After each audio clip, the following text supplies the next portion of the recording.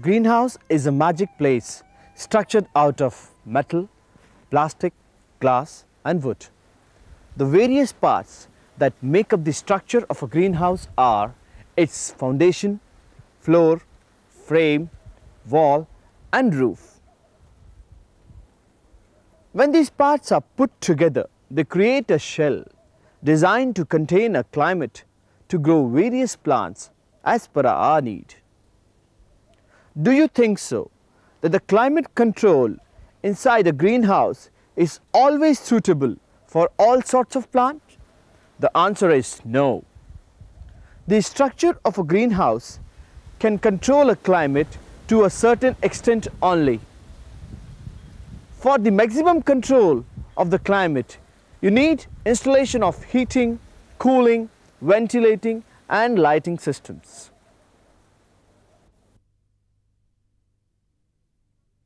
To create a proper greenhouse environment, the type and potency of the required systems depend on two factors: the climate outside and the climate which we wish to maintain inside the greenhouse. The climate required inside the greenhouse depends on the types of plants we plan to grow.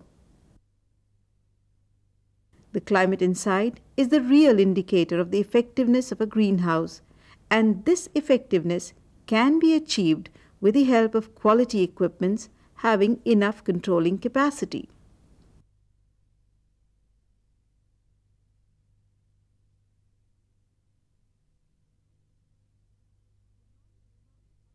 The knowledge about the outside climate is useful in taking decisions about the structure and the equipments needed for a greenhouse. On the basis of outside environment, we can decide the quality and capacity of the equipments as well as the energy required to operate them. Most greenhouses include heating, cooling and ventilating systems. For instance, Shimla and Cherrapunji have a humid climate where these basic systems are not needed, or at least only occasionally.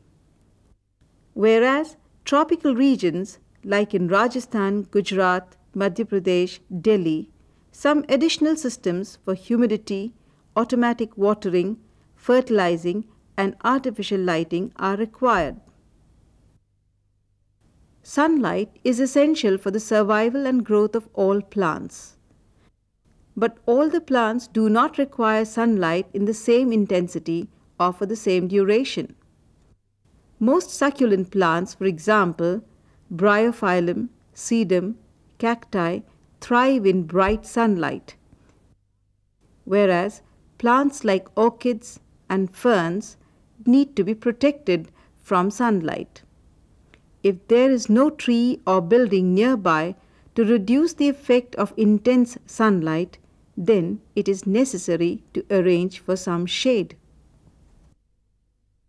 Blinds made of wooden strips or aluminium slats provide good shade on hot and sunny days. Screens and mats can also be put on the outside of the greenhouse.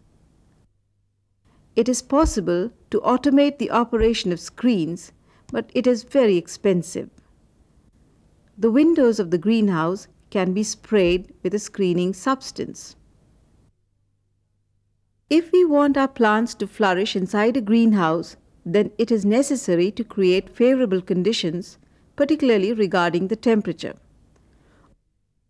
All greenhouses receive and use some solar heat even on cloudy days. Sunlight enters the greenhouse and heats it.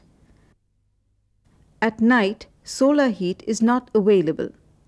To maintain temperature at the required level, some sort of heating system should be installed. A kerosene heater is the simplest heat source. It does not provide much heat and is advisable for a small greenhouse.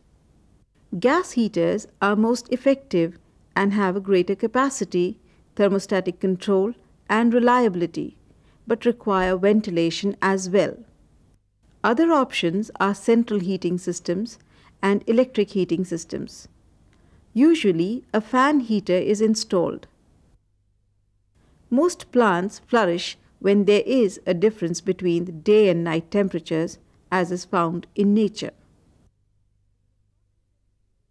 To record the temperatures, thermometers can be placed at various levels inside a greenhouse. Keeping the greenhouse cool, especially in warm weather, and filled with fresh air is essential for better plant growth.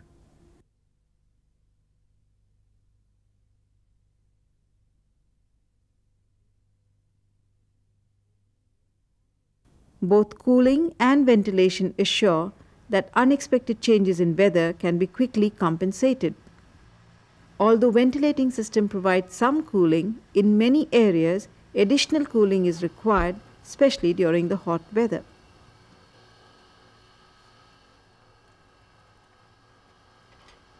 For such cases, evaporative coolers or mist blowers are recommended.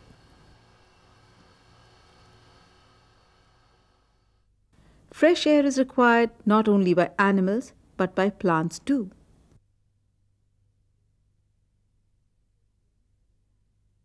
Vents and fans are two ways of ventilating the greenhouse. By opening the vent, the cool and warm air exchange is possible, and thus fresh air can be provided to the plants.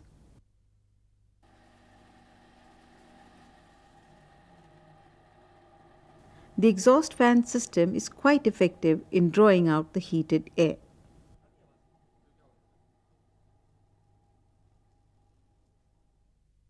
Humidity is moisture in the air. Most of the plants grown inside the greenhouse like humidity level around 50 to 70% higher than the normal.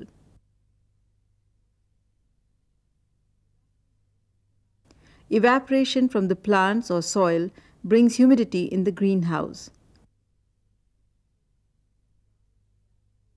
The dark and damp places under the tables with a brick foundation are ideal for increasing humidity. Another simple way to increase humidity is to pour water on the floor. An electric humidifier is also a satisfactory device. The relative humidity of the greenhouse can be measured with the help of a hygrometer. Water is the stuff of life for a plant. We can catch and transport the rainwater that falls on the roof of the greenhouse. Tap water can be used for plants as well.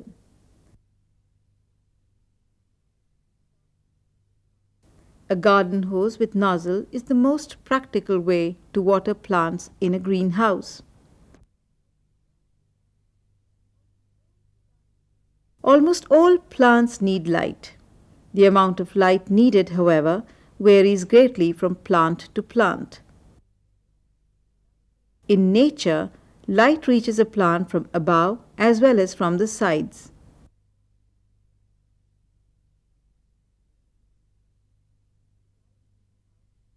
Inside a greenhouse, this is not the case. Plants show definite inclination to grow towards light. Artificial lighting inside a greenhouse can do more than mere illuminating. Fluorescent light provides about 3 times as much light per electric watt as incandescent light. Artificial lighting lengthens the day to encourage plant growth, blooming, or setting the seeds or fruits. With the help of these systems, we can create an ideal climate in a greenhouse. But what climate we want to create depends on what we wish to grow: orchids, bromeliads, or cacti. If a gardener has limited time at his disposal, automatic heating, cooling, ventilating, and humidity systems would be his choice. However, automation of a climate control in a greenhouse is a costly affair.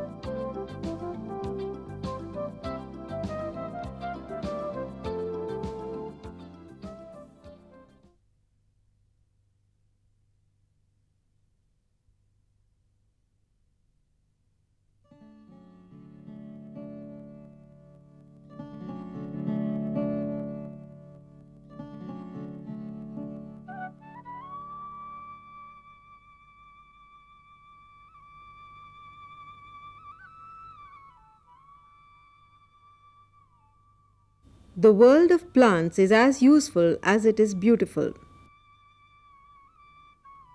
We are indebted to it for oxygen as well as for the fruits, vegetables and cereals which sustain life. The marigold, recognized for its beauty and medicinal properties, is also a part of this plant kingdom. The marigold, which blooms in winter and spring, is a very attractive flower.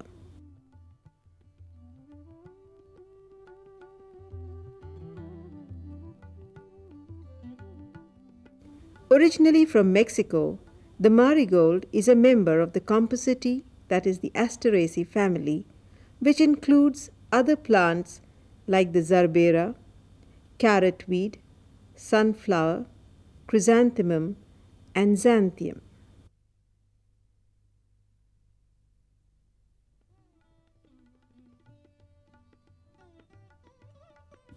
The marigold is known botanically as Tagetes.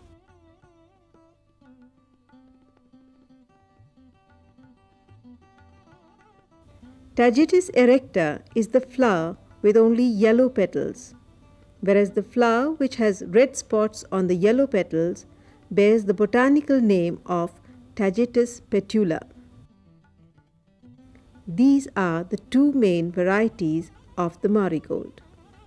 One variety of Tagetes erecta has big blooms and is commonly known as diamond jubilee, and a smaller variety is called petite yellow.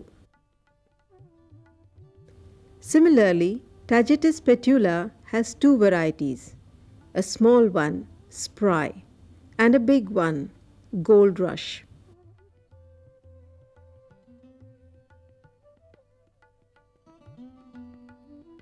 The marigold is an annual herb and flowers only once in the year. But at present, plants that flower all year round have been developed. The plant grows to a height of 45 to 60 centimeters. It has a taproot system.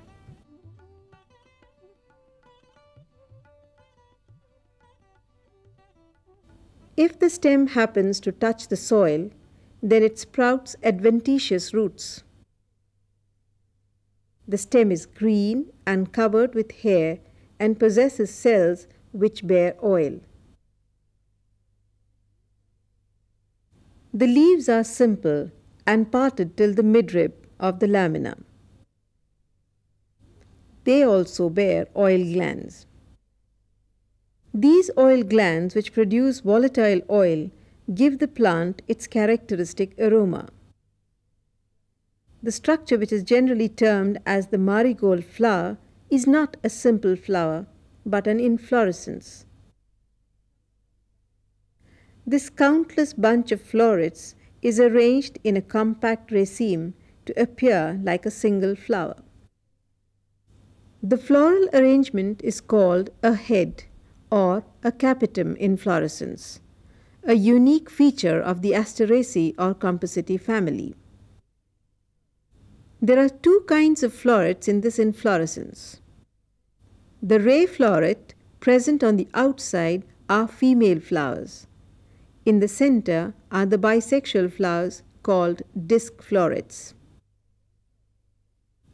The ray florets and disc florets are